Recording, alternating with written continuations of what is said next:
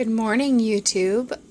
Today we are going to make some corned beef hash from food storage or from your pantry or extended pantry if you don't do actual food storage.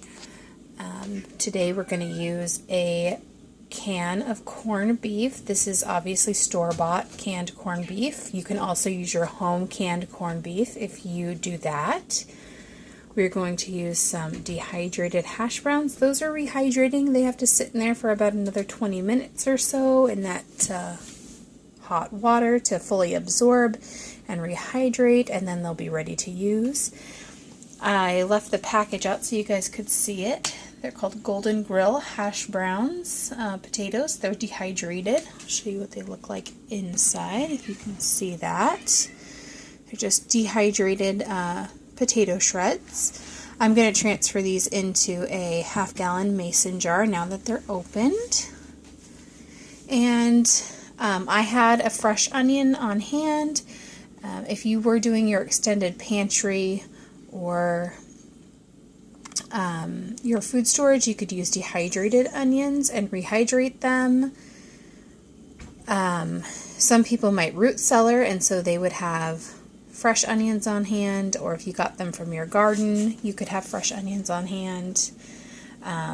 So I'm going to go ahead and use that today, and I'll be back. Sorry about the light. The sun shining through the kitchen window. It's making everything right here seem really dim, though, because there's a big shadow.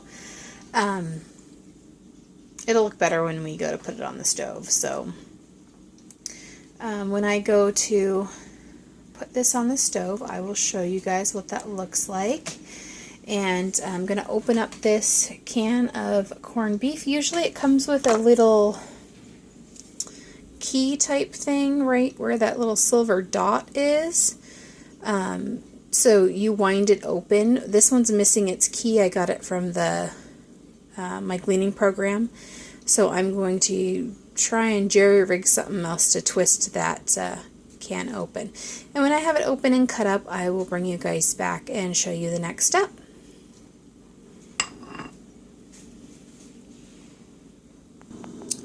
Okay guys, there is the canned corned beef all cut up. It is very fine pieces of meat kind of molded together. It's a lot like Spam or canned ham if you've ever had that in the past. This is going to be a lot like the canned corned beef hash that you get in a can that already has the potatoes in it. It's going to be very fine little pieces of meat. These are going to fry up pretty small. It's kind of fatty, so I'm not going to put any oil or anything in the pan. I'm going to go ahead and put these in the pan in just a moment along with the onions and let them start getting crisped up and start sauteing those onions and rendering some of the fat and start to get that a little bit crispy. This is definitely a product that tastes better if you try to get it a little bit brown. After we get it that way a little bit, then we'll go ahead and add in the hash browns. So I'm going to get these things in the pan, and once they get going, I will show you what that looks like. Okay guys, there is the corned beef and the onions kind of sauteing up. It's actually not rendering off as much fat as I thought it was going to, so I'm going to go ahead and add just a little bit of oil because I want the hash browns to have something to fry up in also. I'm going to keep getting this a little crispy, and when it's time to add the hash browns in, I will bring you guys back. Alright guys, there is the corned beef and onions sizzling away. It's starting to get nice and brown. I'm going to go ahead and add these hash browns right into the middle. Ooh, loud. There is a little moisture left in those. Hopefully you can hear me over the sound of that frying. I did drain off any excess moisture. That's what it says to do. And the recipe basically to rehydrate is 1 to 1. So I did 1 cup of hash browns and 1 cup of boiling water. So I'm going to let those just fry up for a few minutes. Spread them out a little bit evenly. I'm going to add some garlic powder and a little bit of seasoning salt to the hash browns. And let that sit for a few minutes before I stir it up. And when I go to flip it, I'll try and bring you guys back. Alright guys, I'm going to start trying to flip these hash browns over. They're definitely getting brown there.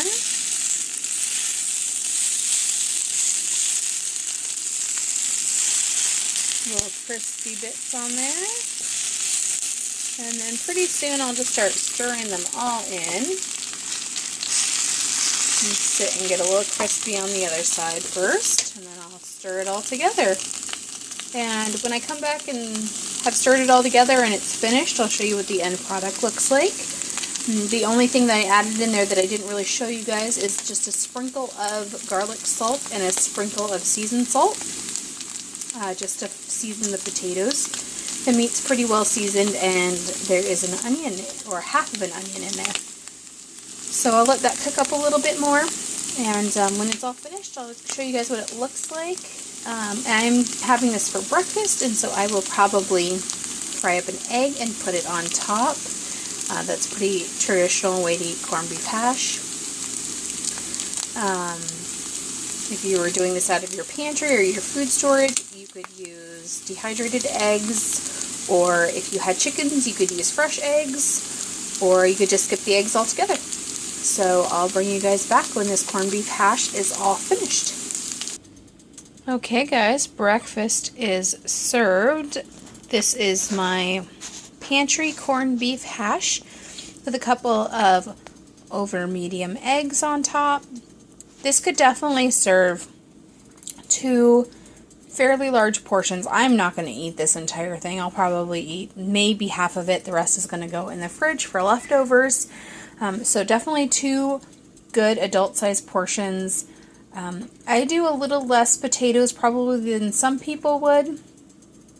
You could increase the potatoes probably double what I put. I would do 2 cups of dried with 2 cups of hot water and then fry them in. I just really try to keep an eye on my carbohydrates, and so I tend to use, if I do use carbs like potatoes, I try to use less of them. So that's how I make mine, but feel free to put more potatoes in yours. If you had home canned potatoes, you could use those as well. Obviously they wouldn't need to be hydrated. You would just drain them really well and then fry them up with the corned beef. And I hope this recipe helps. I hope you guys like it. It's not really a recipe, it's just a how-to, I guess. Maybe it'll give you an idea to use some food from your pantry or your food storage. And I hope you guys have a great day, and I'll talk to you next time. Bye.